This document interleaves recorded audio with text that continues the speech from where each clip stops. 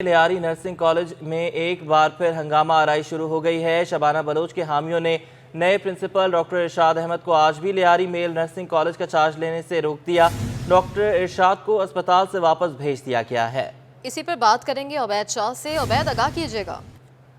जी बिल्कुल, Lyari nursing college एक बार फिर मैदान जंग बना हुआ है। MP अब्दुल रशीद आज भी लियारी नर्सिंग कॉलेज पहुंचे थे क्योंकि गुज़िश्ता रोज जो हंगामा आराई हुई थी उसमें असिस्टेंट कमिश्नर ने यह वादा किया था कि वो तलबा को कॉलेज के अंदर दाखिल करवाएंगे और साथ ही साथ जो नए प्रिंसिपल हैं जिनका महकमा सियासत ने नोटिफिकेशन जारी कर दिया है उनको चार्ज भी दिलवाएंगे ताकि नर्सिंग कॉलेज के जो इंतजामी अमूर हैं वो मामूली आ सकें।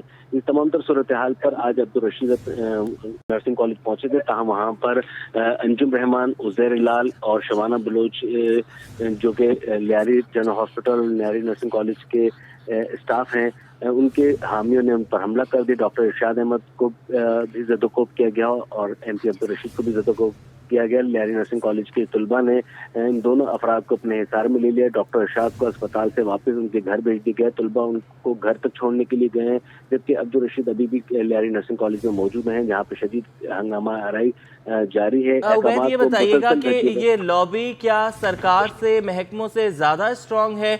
क्योंकि शबाना बलोच आती हैं, तलबा के मुंह पे ताला लगा देती हैं, दरवाज़ा बंद कर देती हैं कॉलेज का, उन्हें कोई हटा नहीं पा रहा। नोटिफिकेशन जारी हो चुका है, करप्शन के चार्जेस उन पर लगाए जा रहे हैं, इल्ज़ामात लगाए जा रहे हैं, उन्हें हटा कोई नहीं पा रहा। क्या वजूहात हैं? इतनी स्ट्रांग कैसे हैं वो?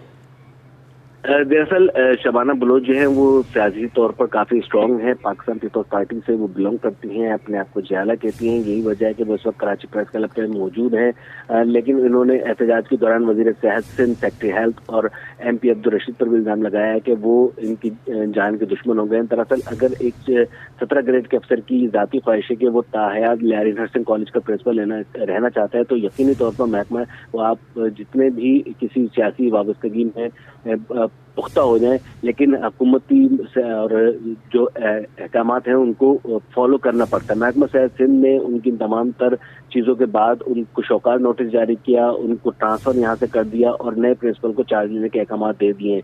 लेकिन वो बज़िद हैं कि वो लियारी नर्सिंग कॉलेज नहीं छोड़ेंगे। यही वजह है कि जब तक उनके खिलाफ कोई मुकम्मल तौर पर तादीबी कार्रवाई नहीं की जाती, उनको यहाँ से मुअत्तल नहीं किया जाता इस ओहदे से, तब तक ये मामला चलते रहेंगे। 5 महीने होने को आ गए हैं। लियारी नर्सिंग कॉलेज मुस्तकिल तौर पर हंगामा आराई वहाँ पे होती नहीं रहती है। लियारी जनरल हॉस्पिटल भी इससे डिस्टर्ब हो रहा है। लियारी जनरल हॉस्पिटल आने वाले रास्तों पर तलबा एहतजाज कर रहे होते हैं। दो ग्रुपों के दरमियान हाथापाई और डंडों और लाठियों का इस्तेमाल हो रहा होता है। ऐसे में जो मरीज लियारी जनरल हॉस्पिटल आते हैं वो भी ज़हनी खौफ के शिकार हैं, परेशानी के शिकार हैं। इसके साथ साथ लियारी जनरल हॉस्पिटल में होने वाली करप्शन, लियारी नर्सिंग कॉलेज में होने वाली करप्शन से भी जो आवाम पीस रहे हैं, तलबा पीस रहे हैं। 75 के करीब तलबा ऐसे हैं जिनके 1.5 लाख रुपए के चेक जो है वो शबाना बलोच ने रोक रखे हैं। उनसे घरों पर बुलवाया जाता है कि घरों पर आकर वो उनके बर्तन साफ कर दें, माली का काम कर दें या उनकी गाड़ी ठीक करवा के लें। जो तालिब इल्म से इनकार करता है उसका चेक रोक लिया जाता है। ये तमाम तर सूरत हाल के बाद ही यही वजह है कि तलबा बड़ी मुश्तिल हैं और 5 महीने होने के बावजूद वो क्लासेस भी नहीं ले पा रहे हैं। अब्दुल रशीद जो MP हैं उनके ऊपर जब भी वो लियारी जनरल हॉस्पिटल पहुंचते हैं शरपसंद अनासर उनके ऊपर हमला आवर हो जाते हैं। जैसे कि फुटेज में भी आप देख सकते हैं कि आज भी उनके ऊपर हमला किया गया, कल भी उनके कपड़े फाड़ दिए गए। तो सूरत-ए-हाल काफी गंभीर हो चुकी है। महकमे तालीम सिंध का एक अनोखा लाडला officer DEO south Kamal Kumar ने तरक्की के बावजूद सीट नहीं छोड़ी है। अब सेकेंडरी के साथ DEO प्राइमरी का इजाफी चार्ज भी सौंप दिया गया है। मज़ीद जानते हैं आजिज़ जमाली से। आजिज़, अपडेट कीजिएगा इस मामले पर। जी हाँ, ये DEO साउथ हैं महकमा तालीम सेकेंडरी के कमल कुमार। अब इनका प्रमोशन हो चुका है 20वें ग्रेड में तकरीबन 2 माह कबल, लेकिन इन्होंने अपनी सीट नहीं छोड़ी थी। फिर अब गुज़िश्ता रोज़ एक नोटिफिकेशन हुआ है इसको इजाफी चार्ज दिया गया है DEO प्राइमरी का भी। कमल कुमार का कहना है कि वो चूँकि रिटर्निंग अफसर हैं इसलिए वो ट्रांसफ़र नहीं होना चाहते। हालांकि 19वें ग्रेड की पोस्ट है जिस पर इस वक्त DEO साउथ की हैसियत में वो मुकर्रर हैं, जबकि ये इनका प्रमोशन हो चुका है 20वें ग्रेड में। लोग तो चाहते हैं कि तरक्कियां हों और वो आगे बढ़ें, لیکن یہ واحد افسر ہے جو 20ویں گریڈ میں ترقی ہونے کے باوجود بھی سیٹ نہیں چھوڑنا چاہتا۔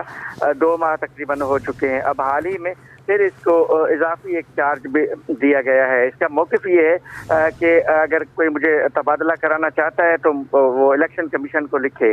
تو حکومت سندھ کے محکمہ تعلیم نے الیکشن کمیشن کو لکھنے کے بجائے اور اس کا تبادلہ کرنے کے بجائے یا اس کو دیگر ذمہ داریاں دینے کے بجائے اسی پوسٹ پر قائم رکھا ہے اور پھر ایک اضافی چارج بھی دے دیا ہے۔ ڈی او کمل کمار سے جو موقف 1.5 ماہ پہلے بھی ہم نے یہ سٹوری بریک کی تھی کہ یہ سیٹ نہیں چھوڑنا چاہ رہا، اب بھی ان کا یہی موقف ہے کہ جب تک الیکشن کمیشن نہیں کہے گا وہ یہ سیٹ نہیں چھوڑیں گے، اور یہ کہہ رہا ہے کہ وہ اپنی سیٹ پہ برقرار رہیں گے۔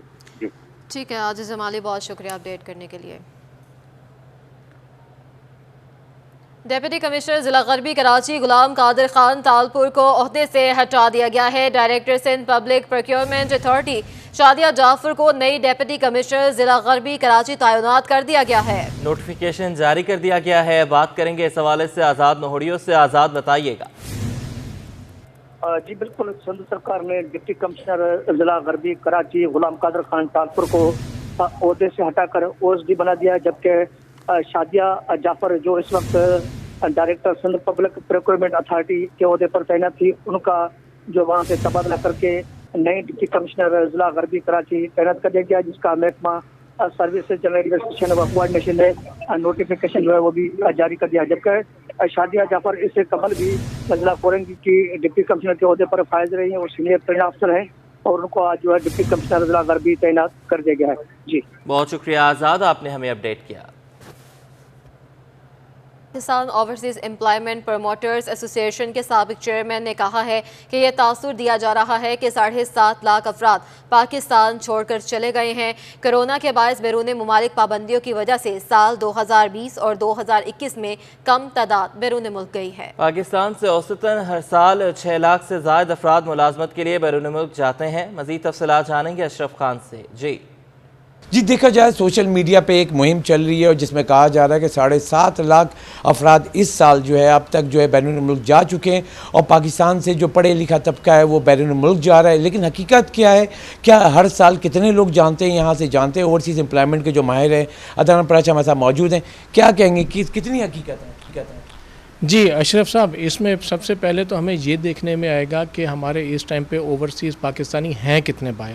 تقریباً ہمارے 1 کروڑ سے زائد اوورسیز پاکستانی ہمارے گلف سٹیٹس، یورپ، امریکہ اور دوسرے ممالک کے اندر کام بزنس بھی کر رہے ہیں اور جابز بھی کر رہے ہیں، اور جس کی وجہ سے ہمارے ملک کے اندر 30 سے 31 ارب ڈالر کی ریمیٹنسز آتی ہیں۔ ایکسپورٹ کے بعد ریمیٹنسز دوسرے لیول پہ آتی ہیں، جس کی وجہ سے ہماری پاکستان کی اکانومی اسٹیبل ہے۔ جیسے دیکھنے میں آئے گا تو 2014 کے اندر ہمارے 7,50,000 اوورسیز پاکستانی گلف سٹیٹس کے اندر اور یورپین کنٹریز کے اندر گیا تھا۔ ہماری مین مارکیٹ ہماری گلف سٹیٹس ہے، جہاں پہ ہمارے 60% پاکستانی بلو کالر اور وائٹ کالر جاب میں جاتا ہے۔ 2015 میں یہ 9,45,000 کا ٹارگٹ ہم نے اچیو کیا تھا، 2016 میں 8,60,000، 2017 میں 5 لاکھ کے قریب، اور اسی طریقے سے ہمارے 2019 میں 6,25,000 لوگ گئے تھے۔ اب 2020 میں ایک کووڈ کی سچویشن کی وجہ سے پوری دنیا کے اندر گلوبلی ایک ریسیشن سٹارٹ ہو گیا تھا۔ ہماری پریویس گورنمنٹ نے 2018 کے اینڈ پہ ایک آن لائن سسٹم انٹروڈیوس کرایا تھا جو کہ بیورو آف امیگریشن کے ساتھ اٹیچ تھا، جس کی وجہ سے جتنے بھی ہمارے پڑھے لکھے اور دوسرے اسکلڈ ورکر جو ہیں ان کے پاس آسانی ہو جاتی تھی کہ وہ ہمارے اوورسیز پروموٹرز کی سائٹس کو سرچ آؤٹ کر کے ہمیں اپروچ کر کے باہر جانے کے لیے اپنی اپرچونیٹیز کو اویل کرتے تھے۔ ہمارے 2020 اور 2021 کے اندر ہم 2,25,000 اور 2,88,000 ورک فورس باہر ایکسپورٹ کر سکے ہیں، جو کہ ہمارا ایوریج جو ہم 2014 سے اس کا انالیسس کریں تو ہمارا 6 سے 7 لاکھ بندہ پر ایئر بنتا ہے۔ ہم یہ دیکھنے میں آیا ہے کہ 4,50,000 سے زیادہ ہمارے گریجویٹس ہر سال یونیورسٹی سے پاس آؤٹ ہوتے ہیں، اور میں یہ سمجھتا تھا کہ ہم 2022 کے اندر ہم یہ ورک فورس 1.4 ملین کے قریب ہم لے جائیں گے، لیکن ہم وہ ٹارگٹ ابھی تک اچیو نہیں کر پائے۔ جہاں تک بات ہے برین ڈرین کی، تو اس کے اندر ہم یہ چیز دیکھنے میں آ رہی ہے کہ ہمارے جو بھی پڑھے لکھے لوگ جو پاکستانی باہر جاتے ہیں ان کی کوانٹٹی ان کی وہ نہیں ہے جو کہ ہمارے اسکلز اور سیمی اسکلز اور لیبر کیٹیگری ہیں۔ जी, जैसे कि आपने सुना, बहुत बड़ा कंसर्न है और यहाँ कहा जा रहा है कि जो पढ़ा लिखा तबका है उनको नौकरी ना मिलने की वजह से वो बैरून मुल्क जा रहे हैं। हकीकत ऐसी नहीं है।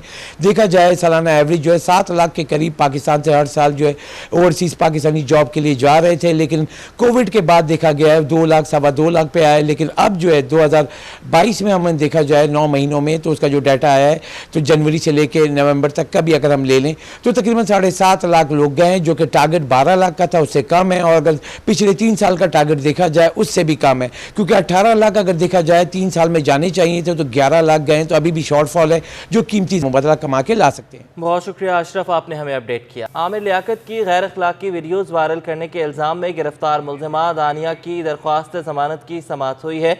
मुल्ज़िमा दानिया शाह की वालिदा वकील के हमरा अदालत में पेश हुई हैं। अदालत ने दरख्वास्त ज़मानत पर समाअत 22 दिसंबर तक मुलतवी कर दी है। जी बिल्कुल, आमिर लियाकत की गैर अखलाकी वीडियोज़ वायरल करने के इल्ज़ाम में गिरफ्तार मुल्ज़िमा दानिया की दरख्वास्त ज़मानत की समाअत हुई और मुल्ज़िमा दानिया शाह की वालिदा वकील के हमरा अदालत में पेश हुई। अदालत ने दरख्वास्त ज़मानत पर समाअत 22 दिसंबर तक मुलतवी कर दी है। जी बिल्कुल, आपको बताते चलें कि दानिया शाह ने डॉक्टर आमिर लियाकत हुसैन की गैर अखलाकी वीडियोज़ जो हैं वो जारी की थी और वायरल हुई थी ये मीडिया पर, जिसके कुछ अरसे बाद डॉक्टर आमिर लियाकत हुसैन का इंतकाल हुआ था और डॉक्टर आमिर लियाकत हुसैन की बेटी की जानिब से जो है ये FIA में दरख्वास्त दायर की गई थी दानिया शाह के ख़िलाफ़, जिसके बाद जो है ये केस जो है वो ज़ेर समाअत है। दानिया शाह की वालिदा ने भी गुफ्तगू की, उन्होंने क्या कहा ये आपको सुनवाते हैं। आप लोग सब बताएं, वो बेवा है, वो हकदार है। हमने केस शुरू दिन से कहा हुआ है कि पोस्टमार्टम करवाएं, आमिर का कत्ल हुआ है, पोस्टमार्टम करवाएं, आमिर का कत्ल हुआ है। ये क्यों रोक रही है? क्यों इसने डॉक्टरों को कहा है कि नहीं हम पोस्टमार्टम नहीं करवाना चाहते? क्यों इसने पुलिस के साथ लड़ाई की है कि नहीं पोस्टमार्टम नहीं होगा? क्यों रुकवा रही है? जबकि ना बच्चे उसके पास रहते थे ना ये औरत रहती थी। ये एक लंबे अरसे से उनसे जुदा थे, आमिर से। हम लोग करीब थे, मैं सास करीब थी, उसकी बीवी करीब थी। हमें मालूमात चाहिए उसकी मरने की वजह क्या है। हम उसकी मरने की वजह पूछ रहे हैं और ये लोग हम पे केस पर केस कर रहे हैं। FIA ने जो जुल्म किया है, FIA का काम था, जब हमने जवाब दिया तो इनका काम था हमें बताते। ये वहाँ गए, इन्होंने मेरा हाथ तोड़ा, वहाँ की हमारे लोधरा सदर थाने की पुलिस ने भी मेरी बच्ची को मारा। इन्होंने चालान क्यों नहीं लिया? अगर हम मेरी बेटी पर जुर्म साबित होता तो आते ही ये चालान देते और प्रूफ देते कि जज साहब ये इसका प्रूफ है, इसीलिए हम गिरफ्तार कर रहे हैं। ये नाकाम हो गए, आज इन्होंने बहाने बना लिए। जी वो बीमार है, कल आइयो मुझसे कह रही है अम्मा जी हमें माफ़ कर दें, हमें ऊपर से बुशरा ने ऑर्डर दिलवाए हैं कि इनको पकड़ना है। गुफ्तगू आपने सुनी है दानिया शाह की वालिदा की। आमिर लियाकत की साबिका पहली बीवी बुशरा बेगम पर ये इल्ज़ामात लगाती रही हैं। उनका कहना था कि उन्होंने पोस्टमार्टम नहीं होने दिया, उन्होंने आमिर लियाकत के कत्ल की तहकीकात नहीं होने दी।